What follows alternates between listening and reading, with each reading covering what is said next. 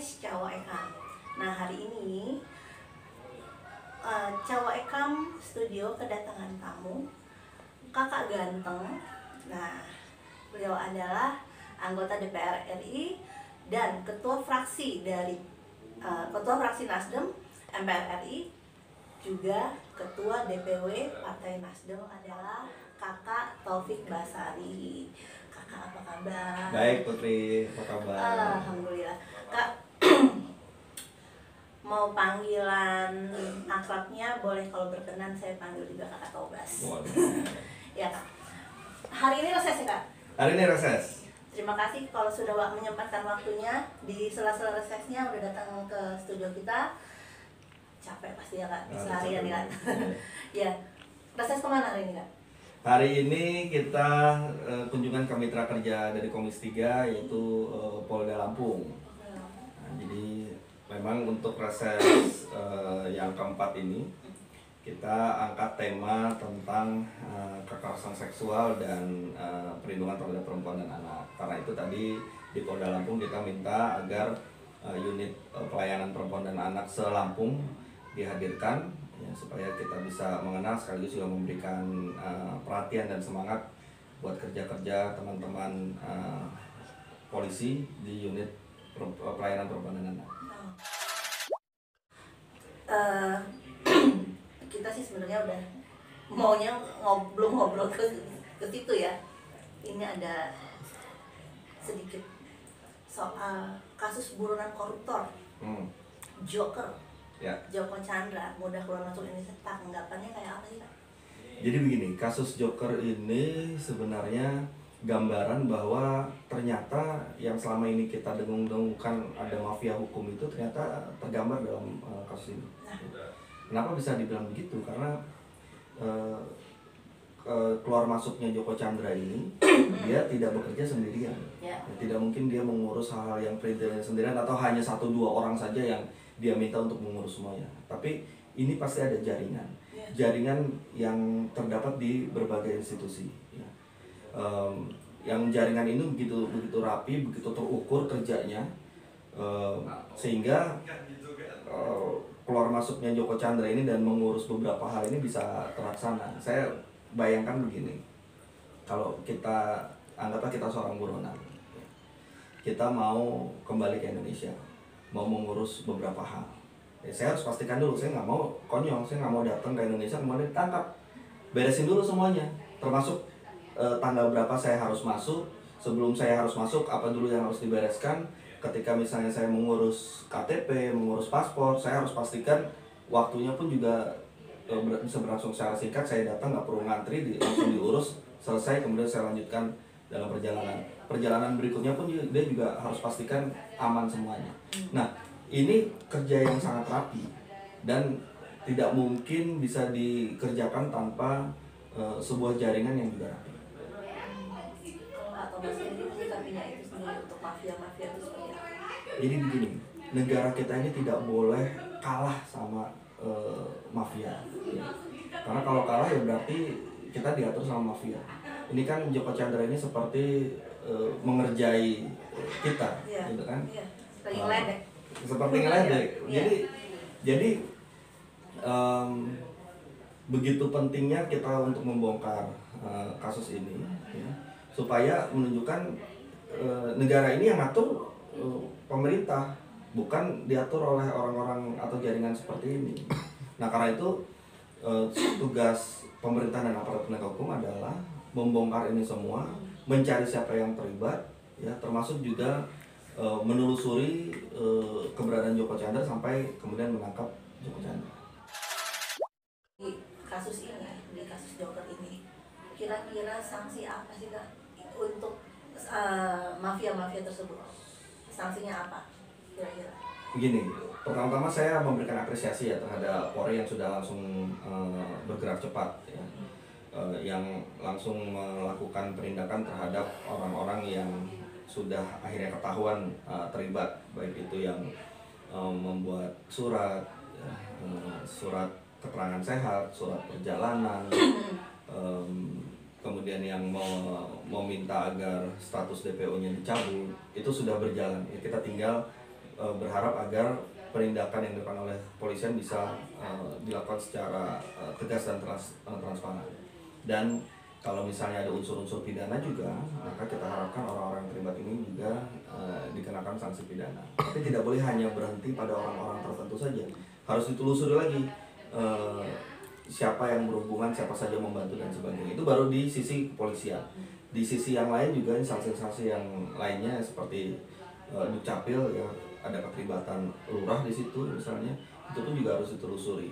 Kemudian di pihak imigrasi juga harus dicari tahu apakah memang benar-benar semuanya berjalan secara kebetulan ataukah memang sudah diatur ya, baik itu terkait dengan keluar masuknya Joko Chandra maupun ketika pembuatan paspor.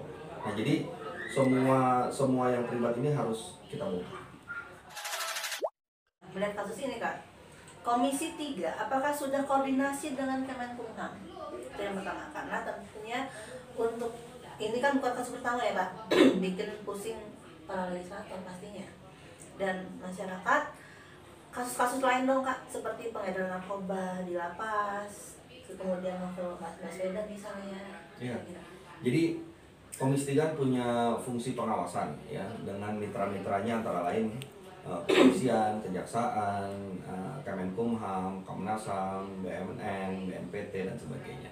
Nah, dalam kita menjalankan fungsi pengawasan ini, kita juga selalu mengangkat tema-tema yang menurut kita tidak boleh terjadi dalam suatu negara hukum. Ya.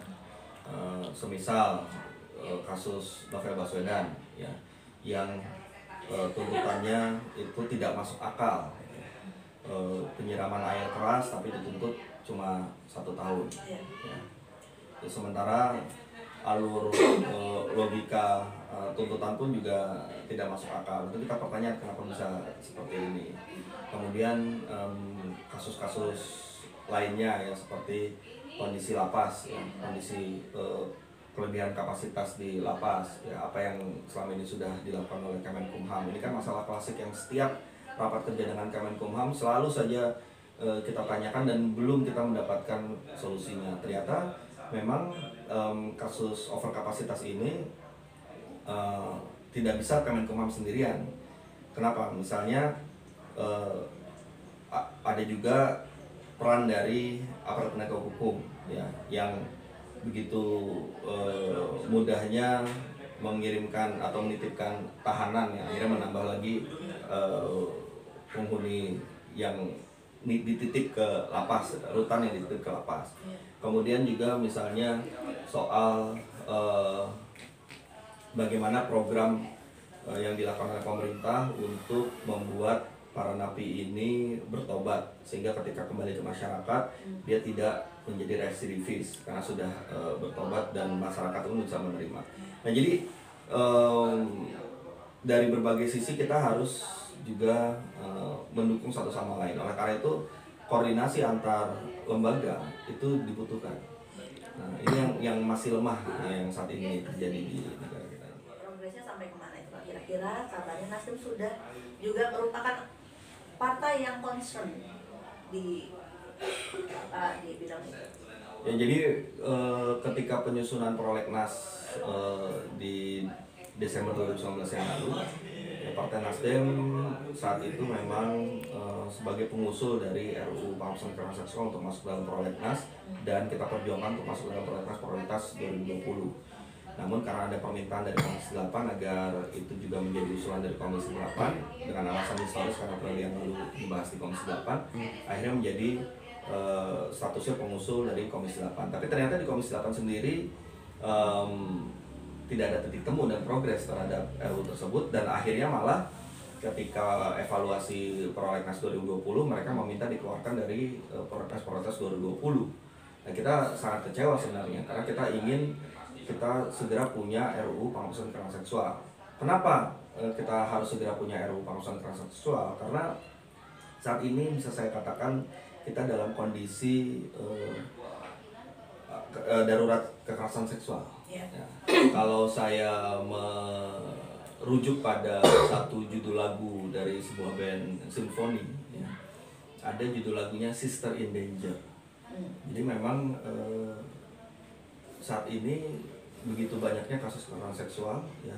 Kalau kita melihat dari data Komnas Perempuan misalnya, itu setiap tahunnya kasus kekerasan perempuan dan anak itu selalu meningkat ya, dan jumlahnya juga fantastis. Jumlah yang dihimpun dari Komnas Perempuan pun juga sebenarnya fenomena gunung es, karena masih banyak juga yang belum terdata, karena biasanya kasus kekerasan seksual ataupun kekerasan terhadap perempuan dan anak ini tidak mau dilaporkan karena korbannya juga tidak merasa mendapatkan perlindungan ketika harus berhadapan dengan hukum. Kemudian juga di tengah-tengah masyarakat dianggap sebagai aib sehingga disimpan rapat-rapat. Nah, padahal kita harus menghentikan ini semua, yang menghentikan praktek-praktek kekerasan seksual dan kekerasan terhadap perempuan dan anak ini. Dan ironisnya lagi, ketika kemarin di DPR Komisi 8 meminta untuk dikeluarkan dari prolegnas 2020, pada waktu yang hampir bersamaan itu mencuat beberapa kasus kekerasan seksual. Sebagai contoh misalnya di Lampung Timur, kasus kekerasan seksual yang terjadi di tempat yang seharusnya paling aman, tapi justru terjadi di situ. Kemudian dalam waktu yang masih juga di awal bulan Juli ini terungkap kasus kekerasan seksual yang dilakukan oleh seorang WNA terhadap lebih dari 300 anak di bawah umur. Kemudian ada juga korban perkosaan yang bunuh diri di Bangkalan. Ada juga di kasus di Pasuruan kasus kekerasan seksual terhadap anak yang dilakukan oleh orang terdekatnya, yang kemudian korbannya dibunuh dan akhirnya dibuang ke selokan. Nah ini kan tidak bisa kita biarkan ya. Tidak hanya kita bebankan tugas kepada aparat penegak hukum untuk melakukan penegakan hukum, tapi kita juga harus berpikir bagaimana melakukan pencegahan. Pencegahan ini yang paling efektif harus dilakukan oleh masyarakat sekitar, karena banyak terjadi di orang-orang terdekat dari si korban. Nah, kalau masyarakatnya belum teredukasi bahwa kekerasan seksual itu harus kita cegah, maka akan terus-menerus terjadi kasus-kasus kekerasan seksual ini. Rekomendasi untuk pasangan calon diusung Nasdem sudah keluar semua belum? Sudah keluar di 8 kabupaten kota. Siapa-siapa aja tuh? Untuk Lampung Selatan kita sudah rekom Nanang, Hermanto dan Pandu. Ya. Kemudian untuk Bandar Lampung kita keluarkan untuk Ibu Eva dan Pak Dedi. Kemudian untuk Pesawaran kita keluarkan kepada pasangan Nasir Naldi. Untuk Kota Metro kita keluarkan untuk pasangan Mufti Salim dan Saleh Chandra. Kemudian untuk Waikanan kita sudah keluarkan Adipati dan Edward Anthony. Untuk pesisir barat kita baru satu nama belum berpasangan, yaitu Agus Istiqlal. Untuk Lampung Tengah kita juga baru satu nama, yaitu Nesi Mustafa. Jadi kita memang sudah keluarkan semuanya, tinggal tunggu konfirmasi. Ada Metro boleh kan? Ya. Kabarnya bulan lalu Nasdem mengeluarkan rekomendasi untuk anak fix. Ya. Kemudian seminggu kemudian Ahmad Mufti Salim kabarnya juga mendapat rekomendasi langsung dari pusat yang lain.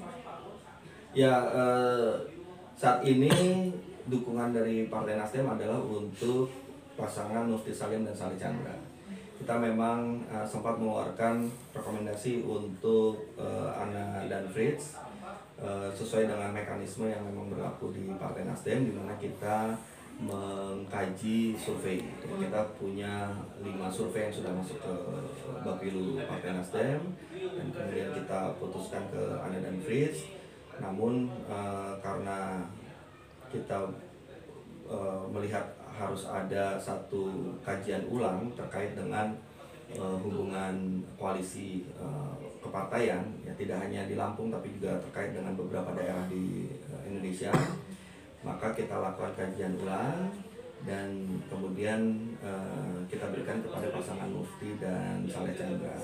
Nah, tapi kita juga sudah sampaikan kepada Ibu Ana dan Pak Fritz terkait dengan adanya perubahan ini, dan alhamdulillah mereka berdua bisa memahami dan menerima kondisi ini, sehingga hubungan kami dengan pasangan Ana Fritz pun juga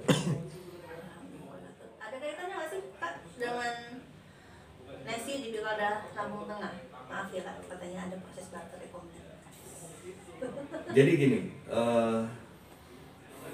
untuk Pilkada Metro dan Pilkada Lampung Tengah sebenarnya tidak ada hubungan karena tidak pernah ada kesepakatan bahwa itu satu paket antara Lampung Tengah dengan Metro. Ya. Kemudian juga tidak pernah ada kesepakatan apapun sebelumnya sebelum kita keluarkan rekomendasi. Nah, cuman memang karena ada hubungannya dengan koalisi partai, mau tidak mau memang berkaitan. Ya. Meskipun tidak ada deal, ya, tidak ada diskusi soal itu, tapi kita memandang kebutuhan-kebutuhan yang jauh ke depan. Ya, akhirnya memang mau tidak mau ada kaitan antara Lampung Tengah dengan Metro, meskipun tidak ada kesepakatan soal itu. Ya, tapi yang penting semua yang kita rekom itu bisa maju, ya, mendapatkan perlahu dan berlayar. Nah, buat kita juga itu pun juga menjadi hal yang menjadi pertimbangan politik terhadap langkah-langkah dan kebijakan dari Partai Nasdem. Imbauan untuk kader Nasdem di 8 daerah agar mensukseskan Pilkada Desember nanti dan target kemenangan kita kira-kira berapa persen? Yang jelas kita harus pastikan bahwa pasangan yang sudah kita usung ini harus total untuk mencapai kemenangan, ya. Karena itulah maka kita instruksikan kepada seluruh kader dan pengurus partai kita untuk bekerja total memenangkan pasangan yang sudah diusung dari Partai Nasdem. Nah, yang kedua tentu kita berharap pasangan-pasangan ini juga berkoordinasi dengan baik dengan Partai Nasdem. Karena kita sebagai pengusung tentu kita juga akan terlibat dalam tim-tim pemenangannya. Ya mudah-mudahan lancar lah, karena kita juga meyakini dengan totalitas yang kita lakukan, ya semua yang kita usung ini insya Allah mudah-mudahan mendapatkan hati di tengah-tengah masyarakat. Apa untuk Cawekang Kesandi untuk podcast kita Cawekang hari ini? Sebelum acara ini saya sudah berdiskusi dengan teman-teman dan menceritakan apa sebenarnya Cawekam ini. Menurut saya ini adalah satu program yang sangat menarik yang bisa memberikan informasi yang sangat bermanfaat bagi masyarakat di Lampung, terutama untuk hal-hal yang selama ini mungkin tidak diketahui oleh masyarakat Lampung, ataupun jika pun tahu tapi tidak secara mendalam informasi itu didapatkan. Nah, oleh karena itu saya sangat mendukung apa yang dilakukan oleh teman-teman. Dan insya Allah saya pun juga akan turut memberikan kontribusi terhadap apa yang dilakukan oleh teman-teman, karena saya yakin begitu banyaknya hal yang bisa dieksplor di Lampung ini, budayanya, sejarahnya, keunikannya, dan ini mudah-mudahan akan menjadi sarana informasi yang sangat-sangat bermanfaat bagi kita semuanya. Oke, terima kasih banyak Kak untuk hadir hari ini, guys. Putri pamit undur diri. Wassalamualaikum warahmatullahi wabarakatuh.